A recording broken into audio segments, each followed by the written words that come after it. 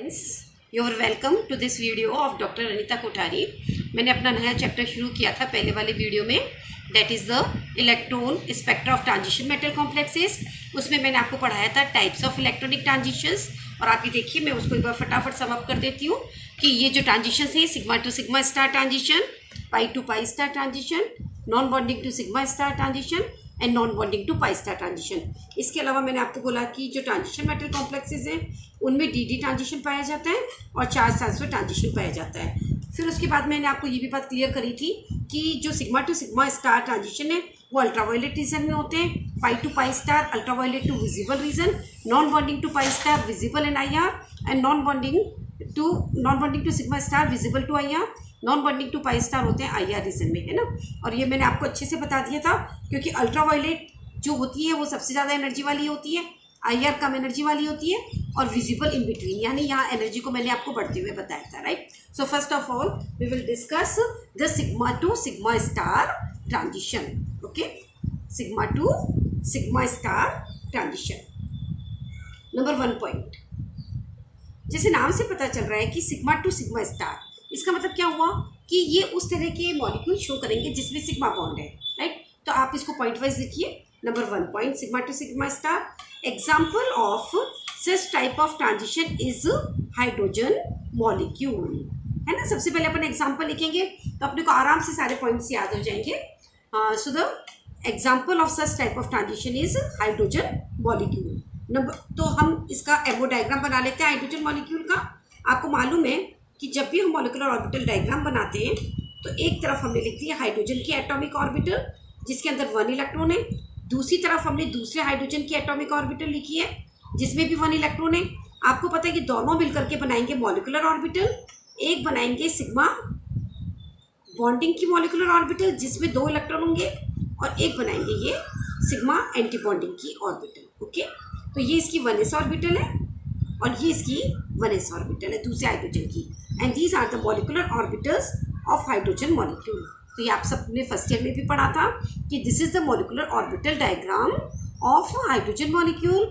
1s and 1s orbital of hydrogen combines to give sigma bonding orbital and sigma anti-bonding orbital.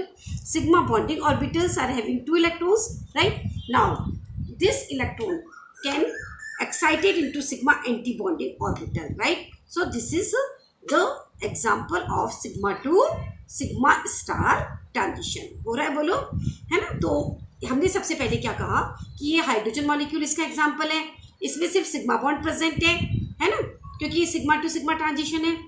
फिर हमने ये बना लिया और आप ये देख रहे हैं कि किस तरह से sigma to sigma star transition हो रहा है, right. Now the second point, ध्यान से देखिएगा कि जब भी सिग्मा से सिग्मा स्टार ट्रांजिशन होगा, राइट, तो what will happen, the electron from sigma that is the bonding molecular orbital get excited into anti bonding molecular orbital, right. तो what will happen, the bond will break.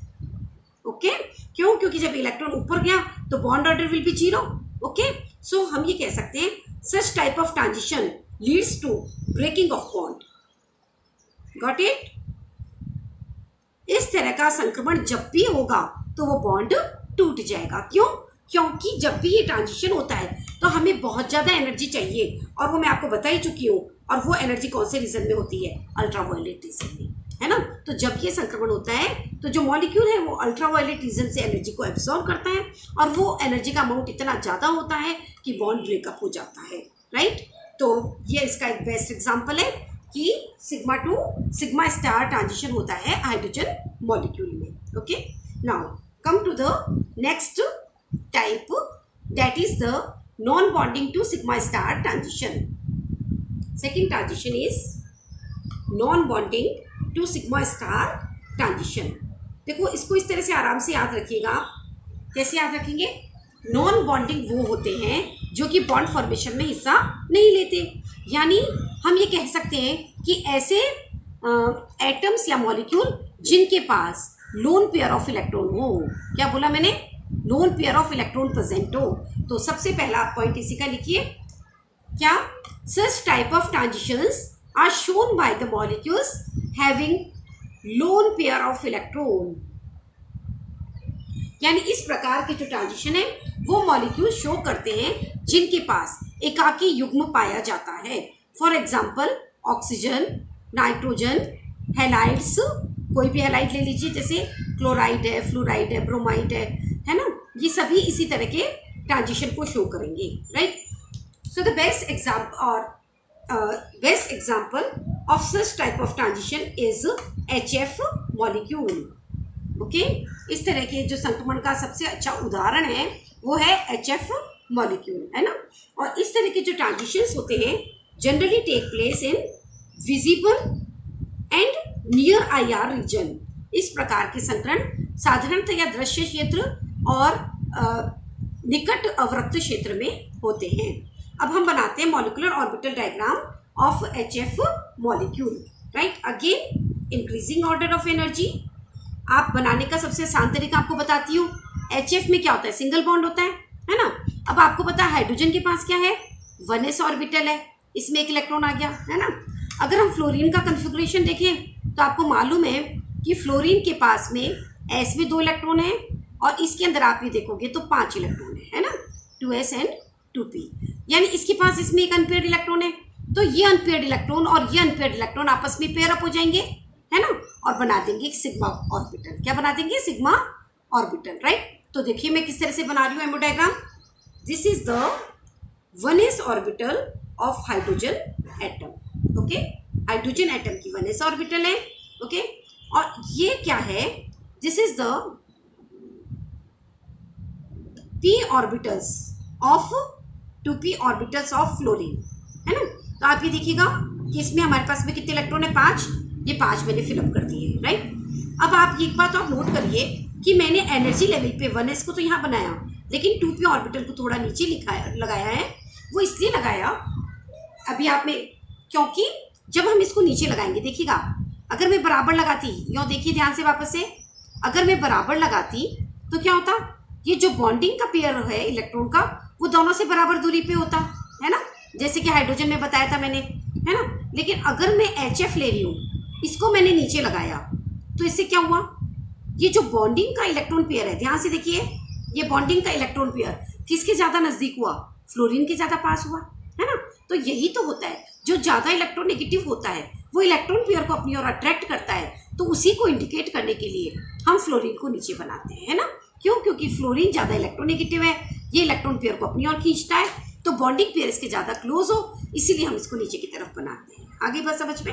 अब क्या कहा मैंने कि इसका unpaired electron इसके unpaired electron के साथ पेयर अप होगा, यानी S और P कक्षकों की ओवरलैपिंग होगी, तो सिग्मा बॉन्ड बनेगा।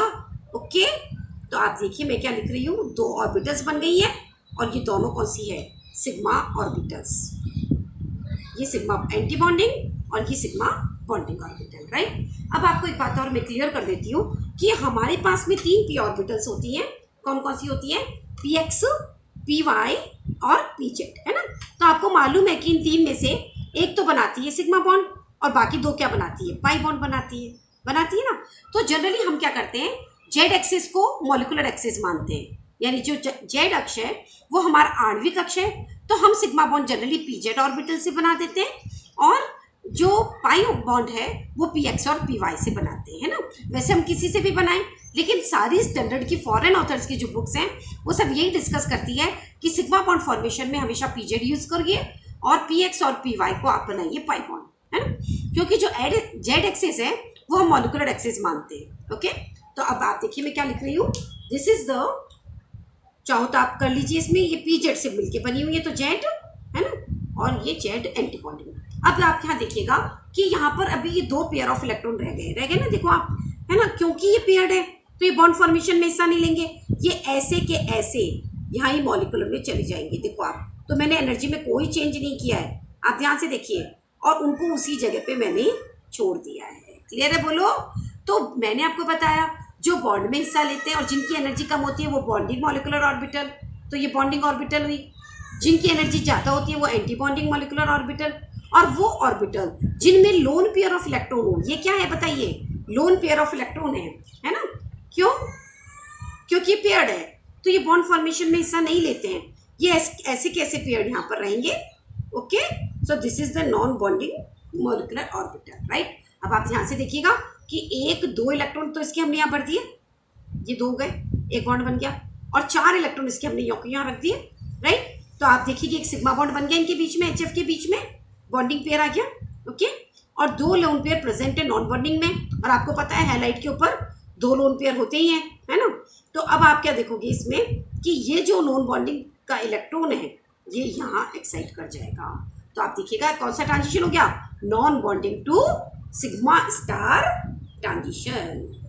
क्लियर है, बोलो, non bonding to sigma star transition, जो कि जनरली विजिबल IR रीजन में होता है।